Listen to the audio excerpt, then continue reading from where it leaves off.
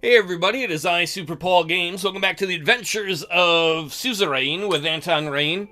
I'm kind of moody and pissy today, and it's the worst day to have a moody and pissy day because we have a very important meeting. We have a meeting with the nation of Wayland, which is on our southwestern border, as you can see. It's a meeting to see if we can come to a trade agreement. The problem with that is they don't like us. They don't like the fact that we've been warming up to Arcasia. They don't like the fact that we have pretty open immigration laws.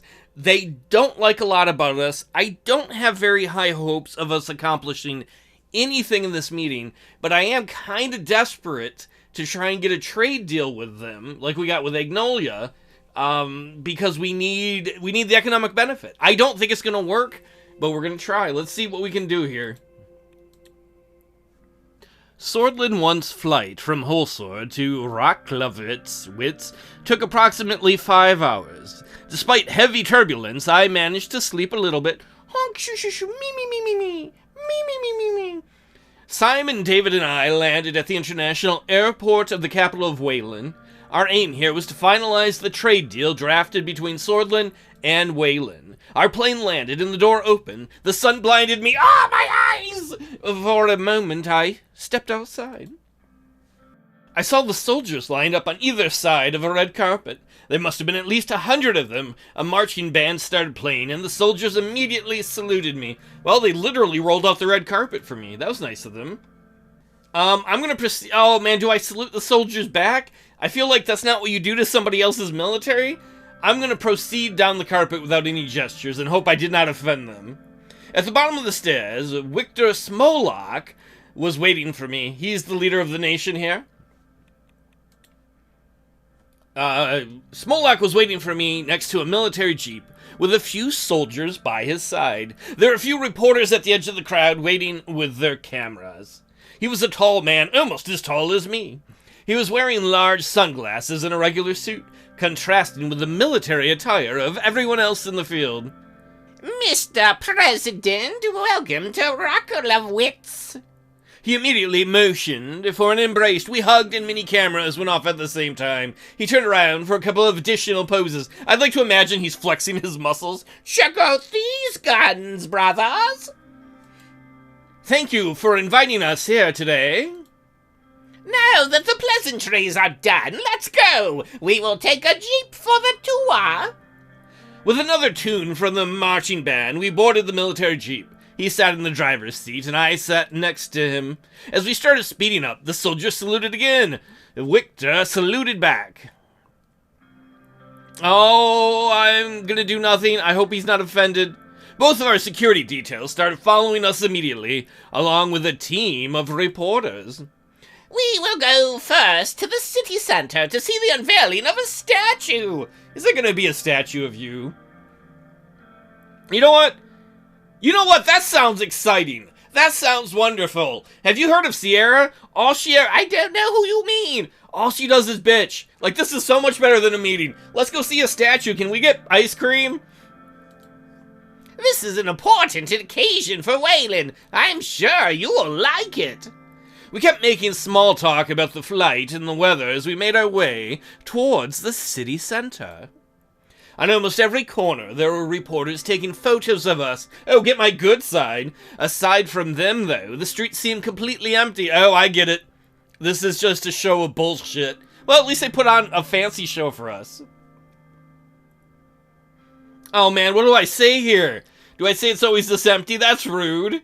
Do I say how long is it going to take? This is rude.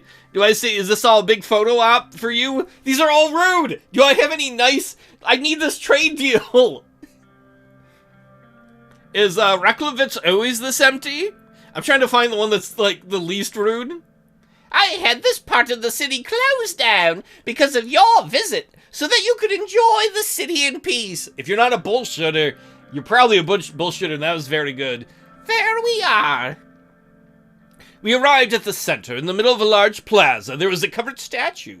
Large crowds of people gathered behind fences, waving both Sordland and Wayland flags. Victor waved back at them. My people have been very supportive of this visit, Mr. President. I'm sure you're delighted to see them. A man came closer to the fences and started yelling at Victor. With my limited knowledge of the Wessex language, I understood the words Victor and murderer. I'm sure he just murdered a sandwich at his deli. I'm sure he's not an horrible monster. Almost instantaneously, 2 soldiers came up from behind the man, and he was taken away. Thankfully, the sun is out. Today will be a good day for a reveal. As long as you keep your pants on, I'm with you, brother. Very good. Yes, I could say something about he knows how to handle dissidents. I could ask about the man who was protesting. Not my country. I can't fix this shit. Very good. Let's take our places. We took our places in front of the statue with a drum roll. My drumsticks are on the other side of the room. I'm not gonna go get them. The statue of Victor Smolak was uncovered. It was a fairly good likeness. Hey, it's a statue of you, Victor. Did you even know it? Albeit more muscular than the real Victor. Like Hulkamaniac muscular, like Macho Man muscular. He was wearing a cloak and holding a sword in his hand. That's pretty badass. Like, he might be a murderer, but that's a funny, silly, pretty badass thing. Excellent statue. Very lifelike. What do you think? I could say Sordland can do better. I'm a little tempted. I could say I don't have time for this, but no. Yeah, it's very good. It's very lifelike. It encapsulates your muscularity. Glad you appreciate the art behind it. Join me for a walk. I followed him through the streets. At every corner, more and more photos would be taken. We stopped in front of a pastry vendor on the street. Ooh, that sounds delicious. Give me 2 strudels. That, yes. Can I have some too? The man behind the stand smiled and gave us 2 strudels. Oh man, what do I do? I'm not going to ask if he's going to pay for it. I'm not going to wait for him to pay. Do I wait for him to pay? He's the host. I'm going to go to pay the street vendor. I put my hand on my wallet and brought up some money to give the vendor. See, this does 2 things. It gives Smolak the chance to say, don't worry about it, and make him look like the good guy. Otherwise, I just pay for my strudel. Hold up, your money doesn't count here. I got this. He handed the money to the street vendor with a huge smile on his face. The cameras flashed again. There we go. I made him look good. Afterwards, we walked a short distance to the palace. Passing the gates, we made our way into the main building from the ivory-collared stones. The old guard towers flanked the magnificent structure from both sides. The inside of the palace was very spacious, with a very large chandelier hanging from the ceiling. Grand staircases made from the same ivory stone had red carpets on them. On the upper levels, guards stood wearing the traditional outfits of the old Wessex kingdom.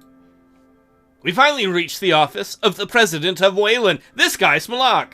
The door closed behind us. I looked around at the golden ornaments on the walls and the various jewel-encrusted artifacts. This is going to be the tough part. This is where he's going to be mad about that we do shit different.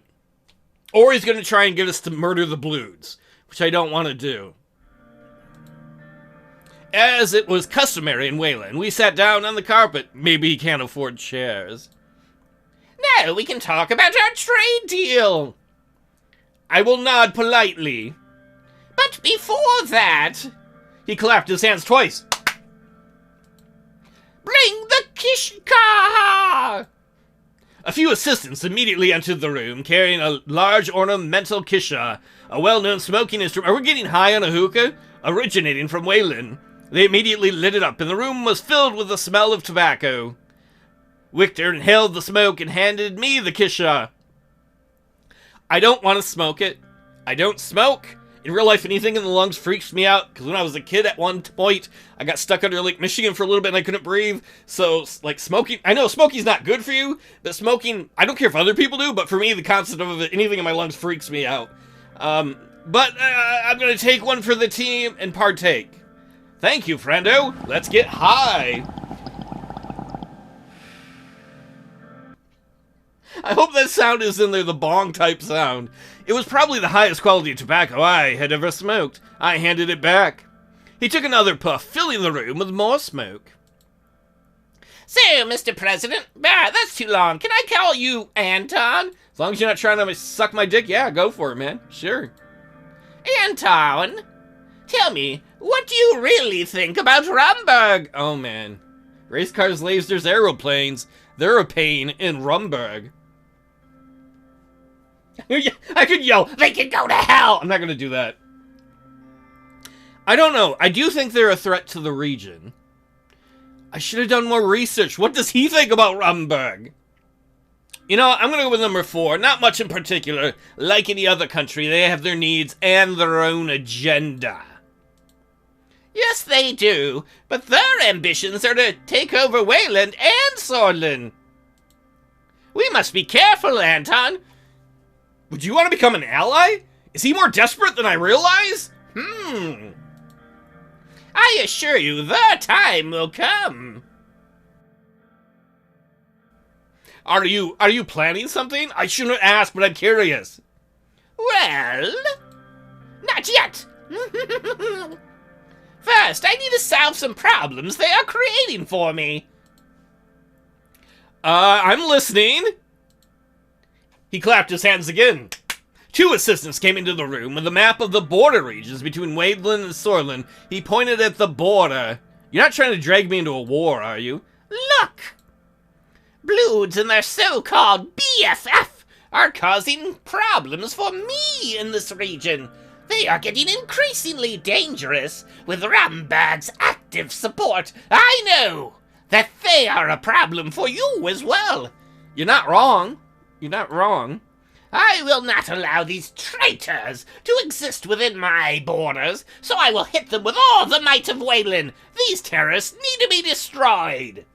I will cut all the supplies from Rumburg and trap them on the mountains. I call it Operation Bear Trap. He's gonna want something from me. What do you want from me, though? I don't like military action this close to the border, but what do you want from me? He grinned and lay back on a large pillow behind him. Here is the deal. I will give you objectively the best trade deal in the region. You will give me your assistance crushing the terrorists on both of our borders. I need specifics. I don't think I should do this, but come on, give me the details. Let's see what we got to work with. Sure. My spies have infiltrated BFF cells, and they have found caches of AK-47s. We've traced them back to Rumburg. This alone justifies my retaliation to protect my country. Worst of all, they also found that similar shipments are going to Sordland. Rumburg is trying to unite the BFF forces in both of our countries. I don't know if he's telling the truth, but what I do know is the BFF has been an organization of terrorism and violence in our nation and outside of our nation. However, the main problem is the border security between our nations. BFF militants have been using the mountains between Sordland and Wayland to escape justice in both of our countries. If we don't act and trap them in these mountains, they will keep replenishing their forces in both of our countries and keep waging war against our citizens. Yes, Anton, you see, this is not just Wayland's problem. Let's take a step back and talk about what you will get in return. Like, there's got to be a catch here, right? Because, honestly, this guy is obviously an autocrat, a strong-arm dictator, whatever. But he's not wrong about the BFF being a destabilizing terrorist force. There's no reason for us to protect or back the BFF in any reason. I mean, they've been nothing but violent and hurting people, killing people. I propose a no-tariff agreement, co-investment projects, and oil. Dude, I am not a free trade supporter. In return, you will assist me in destroying the armed militants in my country. You know that as long as they use the mountains in Wayland as a base, Sordland and Lesbia will equally suffer. This is in the interest of the whole region. How? I don't know, man. What kind of support do you need from me? What can't your country handle it yourself? We can, but these vermin are good at hiding. As I told you, they operate and keep reorganizing inside both of our countries. What I want from you in return for all the money and resources is only a joint operation between our armies against the BFF. I took a moment to think about it. I know I should probably game-wise say no to him, but there is a legitimate reason to stop this terrorist organization. Let's negotiate Sordland's contribution in this operation. You are a tough one, Anton. Look, if you could do this yourself, you wouldn't be asking for my help. Normally, I wouldn't offer anything else, but I like you. Here's my final offer. When the operation starts, with or without you, there will be stragglers trying to cross into Sordland. We just want you to support the operation, even if you do not join. Stop the terrorists from fleeing into your country, and you will have your deal. Simple, isn't it? So, what do you think? I don't know if I can do it. Look, it's tempting. If you wanted us to send troops in, sure, but you want me to stop anybody from coming into Sordland. When you go in there with your military and you start blowing up the northeast of your country, there are going to be refugees. And where are the refugees going to go? Oh, man, we need this trade deal so badly. But, I can't turn refugees away and let them be murdered by an autocrat next door. I mean, it would be easy if it was just BFF guys that were trying to sneak back in, but you know there's got to be refugees. If he's going to roll in there hot and heavy, oh my god, this might ruin our entire administration, because we need this deal so badly. I'm sorry. You know, I know you're an autocrat and you got a nice statue, but I'm sorry, no deal. I'm afraid I can't accept. Oh, that's unfortunate. I thought we could be friends. But you decided to leave Wayland to fend for itself. Such a shame. I'm sure a powerful leader like Sol would have accepted this great gift without a doubt. My assistants will show you the way out. Goodbye, Mr. Rayne. Take care of yourself, Victor. It was nice to meet you. I returned to Sordland immediately. I felt relieved to be back in Old Sword. Man, don't tell Lucy. Lucy is going to scream at me like we had a chance to have a trade deal that we desperately need. All it meant is we had to leave innocents to perish. But no, let's see. What's going on with Ado, with the Arcasian Treaty Organization? Ado brokers for peace amidst Risian claims. Lesbia mediates. So there are world tensions rising because Risia is claiming parts of gas fields that Pele's claims. Ado has issued an advisory cautioning against potential disturbances in the region's stability. Lesbia, who's an Ado ally and member, is trying to negotiate peace between Risia and the Grand Duchy of Palace down here. What's going on here in Ribel and Bergia? Bergian police ambushed by young militants. Bergian police were ambushed in Ribel by two underage suspects armed with AK-47s. Oh man, that's exactly what Smolak said the Rumbergians were smuggling in to the BFF. The Bergian police were killed with AK-47s. The suspects are believed to have been newly recruited militants of the Blutish Freedom Front. This incident highlights the growing trend of underage recruitment by the BFF and the increasing danger posed by these young militants. The government is urged to take immediate action to address the root causes of the BFF's recruitment strategies and prevent further radicalization of young people. Man, oh man, oh man. Oh, and we gotta do a speech on the reforms. I think we're gonna save that next time. I hope I didn't make the wrong mistake with Wayland. It just felt, and maybe I should be thinking more pragmatically than morally. It just feels wrong. I do not trust Wayland not to massacre innocents when they roll into that region. Plus, Anton, if you remember, when he was in the military a long, long time ago, he let some refugees sneak into our country because he saw, you know, what happens to displaced families. Yeah, I guess we'll find out. Hopefully I'll see you next time. Thanks for hanging out.